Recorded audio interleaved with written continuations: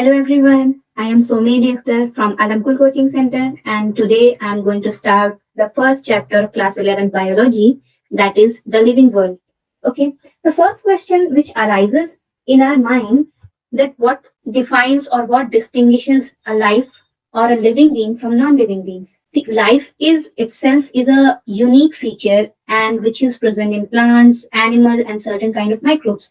But what is the difference between the living and non-living being? What makes us say that it is life? So there are certain features which makes us say that it is living, makes us say that it is living. So there are certain kind of defining features. Out of them, these defining features are definite shape and size, cellular organization, growth and development, metabolism, consciousness, adaptation, evolution, aging, death, and reproduction. Out of these, some or the other thing has exception, but three things, that is cellular organization, consciousness, and metabolism. These three things are the defining feature of a living. Defining feature means there is no exception in any of the organism. These are defining features of the living beings, and others are what? Others are non-defining feature of the livings. Okay, so one by one we will see each of the characteristic of a living being. So first we will see the definition. What is exactly definition of life is? It is unique complex organization of molecules that expresses itself through chemical reactions, which leads to growth, development, responsiveness, adaptation, and reproduction. Okay, means in life, reproduction has to happen, adaptation due to the various environmental conditions has to happen for the living, growth and development of particular organism takes place. So all these characterizes what? That a person or an organism is a living. Okay, living basically means what? It shows the well-being of the life.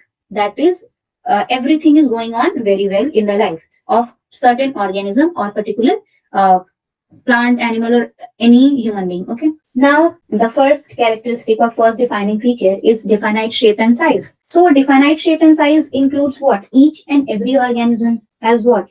Definite shape, and sizes. Each and every living being has definite shape and sizes, but there are some kind of exception also. Exception includes what? Amoeba. Amoeba has no definite shape, doesn't have any kind of shape. At the same time, many non-living beings also have shape and sizes. Many non-living things have definite shape and sizes. So therefore, this shape and size is what? Not a defining feature. Shape and sizes are not defining feature of living. Okay, coming to the second point, which is organization. Organization, the smaller units and subunits are arranged in an orderly manner for the differentiation of the body. This is called organization. So it is the defining feature. Every single organism, even from the amoeba till the most complex organism, human being, each and every organism has started their life from the single cell, and before that also an atom has only the join. How the life has formed? This atom has joined together to form molecules, and then many molecules form complex structures of proteins or nucleotides or DNA, etc. These are polysaccharides, and then they have formed a cell. Now cell has compiled together and that has formed tissue. Tissues has formed organs. Organs has formed organ systems, and further organ system has formed whole organism. So each and every life has started their life from a single cell zygote, and cell itself has been formed from very minute elements like atom and molecules. So this one is what cellular organization is, what defining feature. Each and every cell has to show that, each and every organism show this. So it is what? A defining feature of living, because there is no exception. Now the third point is growth and development. Growth here itself is a part of development. Okay, growth is what? Part of development, and development is bigger term. Okay, growth is what? It is permanent change and irreversible change in size, organ, or whole organism accompanied with a change in mass, weight, or number. Development is overall change that is occurring in the body of organism. Means growth itself becomes the part of development. Now here also some exception are there, because some mountains grow, some crystals also form, which are non-living. Therefore, they also become what? Non-defining. Now, next characteristic which defines life is metabolism. Metabolism is also very important because each and every organism, starting from the single cell that is amoeba to the most complex human being, they all have the metabolism activity. Each of the chemicals react with themselves. They some molecules break down, some molecules are formed. So different kind of things are happening at the same time in even in single organism also, and the most complex organism also, and that is why metabolism becomes what? Defining feature of a living being. Okay, here also metabolism is what? It is sum total of various biochemical reactions. It is defining property of all the organism. It can be seen in two different forms: catabolism or anabolism. Catabolism means what? Destruction of the molecules, destruction of larger molecules. Anabolism means what? Formation of molecules. So every organism has follow these rules of catabolism and anabolism, and together they perform the metabolism function, even from the amoeba to the most complex human beings. Now, consciousness is also a defining feature because we show stimuli or our consciousness depending upon the environmental situation. Okay, so even if it is amoeba or it is the complex organization, they all show respond towards the environment.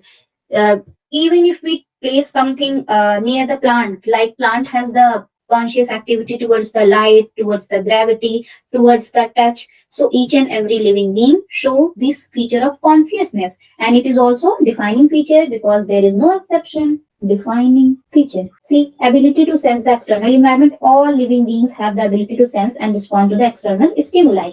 They respond to various stimuli like physical, biological, chemical stimuli against light, water, temperature, and other organisms. Now, adaptation. Adaptation means that each and every organism which are present on the earth has the capacity to live according to the environment in where they are living.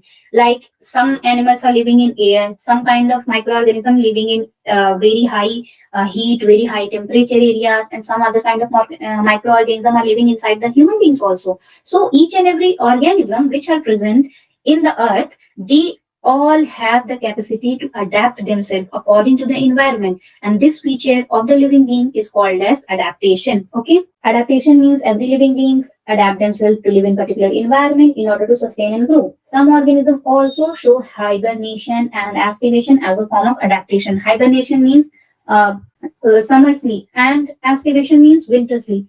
It is summer sleep, aestivation is winter sleep. Now, evolution. Evolution is what? From a very millions and billions of years, each organism has evolved themselves and have been formed into a most complex organism. Like if we compare the evolution tree, so every organism has been formed from what? A single cell organism. Now, amoeba has formed the protozoa. Then from protozoa, many things have been evolved: fungi, animalia, and plantae. Then from animalia, different kind of animals have been evolved. Then from plantae, different kind of plant have evolved from single to complex one. So this is what whole process of evolution, and every living organism has followed the evolutionary process.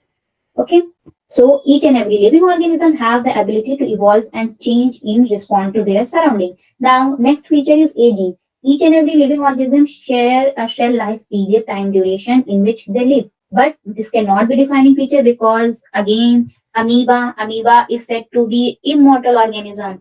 Jellyfish is also there, which is said to be immortal organism. Many other examples like paramecium is also there, which is said to be immortal. Other organism of sponges or phylum coelenterata or ctenophora animals. So they are what? They basically divide their body into two parts. Again, that two-part body divided into four parts, but they not completely dead. They cannot be dead completely. Like this amoeba is there, it divides its body into two parts.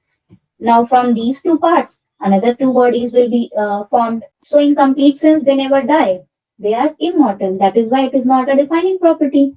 Now, death. As the organism grow and age, they move towards death, that is end of their life, and start a new life. In this also, some organisms grow and divide into new cells, thus cheating death and not a defining feature of living being. Again, I will say the example of amoeba only, because amoeba does what? It never dies.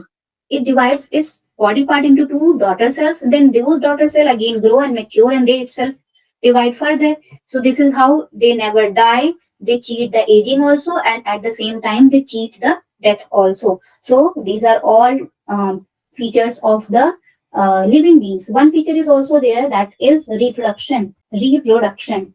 Every organisms which are living, they show the feature of reproduction also, like plants also, animals also, some microorganism also. But reproduction is also not defining feature, because it is what? Non-defining feature. As some human being also are sterile, they don't have the capacity to reproduce, sterile. At the same time, there are some sterile bees also, some sterile bees. So not each and every organism have the capacity of reproduction. That is why reproduction becomes a non-defining feature.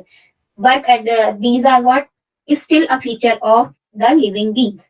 This is how we characterizes a living from a non-living. These are the basic 10 features which differentiate the living from non-living things. Okay, that is all for today's class. We will see the next characteristics or diversity taxonomy of this chapter. Okay, see you in the next class. Bye. That's all.